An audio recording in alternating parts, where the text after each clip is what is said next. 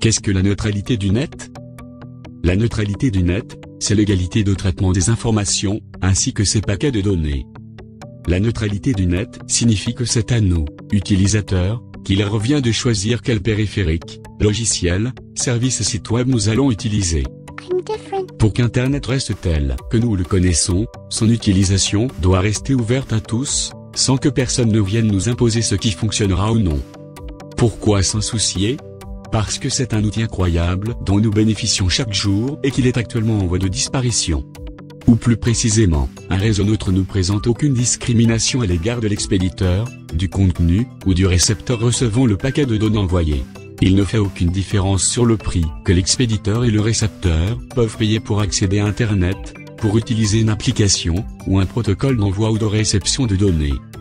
Ou en termes plus simples, imaginez le web comme une route sur laquelle les paquets de données sont en mouvement. Cette route relie tous les ordinateurs connectés à Internet. Au carrefour de ces rues sont les routeurs, qui dirigent les paquets de données sur le bon chemin, vers leur destination finale.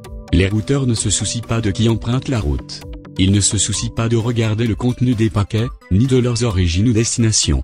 De manière neutre, ils transmettent l'information, ni plus, ni moins.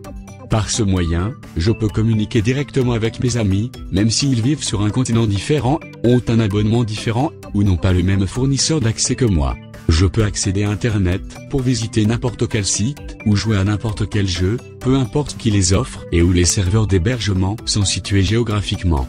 Je peux regarder des vidéos ou lire des blogs de n'importe où dans le monde, et je peux prendre part à des initiatives et des projets open source.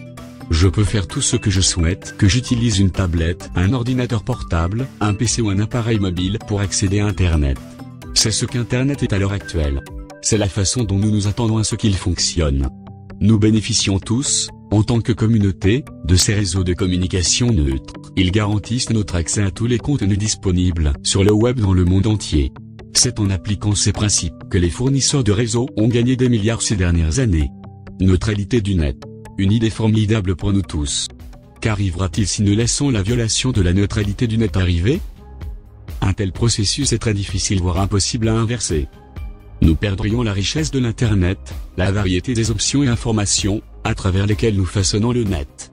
Nous perdrions tout le contenu que certains fournisseurs ne pourraient pas payer, à travers le système des péages.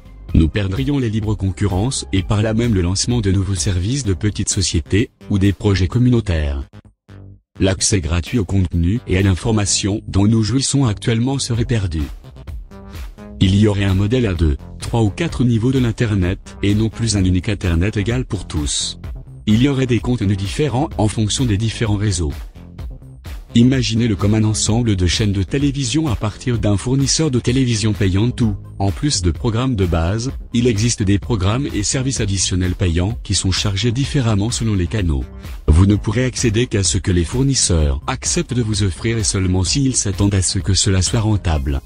Pour les utilisateurs d'Internet, cela représente moins de services, moins de possibilités, moins d'informations et moins de liberté. Et pour cette perte, nous aurions à payer plus. Cependant, nos fournisseurs affirment qu'ils ne feraient jamais une chose pareille, ce serait simplement quelque chose comme une hausse du prix. Mais bien sûr, les opérateurs de télécommunications ont fait leur preuve à mentir en nous regardant droit dans les yeux, en ce qui concerne la légalité de leurs arguments pour briser la neutralité du net. Par exemple, la demande de capacité indisponible ou encore concernant les pays dotés de lois pour la neutralité du net qui disposeraient d'une connexion Internet lente. Ils n'ont eu de cesse de mentir.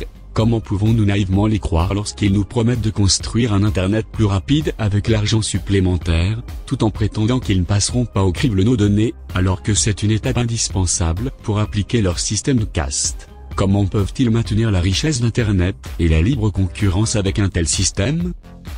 Par conséquent, protestez avec nous. Demandez des dispositions légales pour la neutralité du net dans votre pays et dans l'Union européenne. Exigez l'égalité concernant le traitement de données.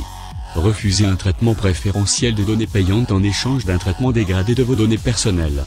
Levez-vous contre le verrouillage des réseaux et le ralentissement des débits de manière artificielle. Battez-vous pour un réseau de communication libre et ouvert dans lequel nous formons ensemble une communauté bénéfique.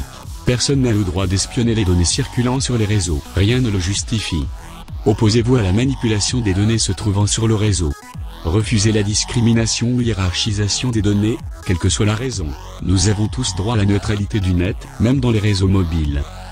Un vrai Internet, maintenant, et pour le futur.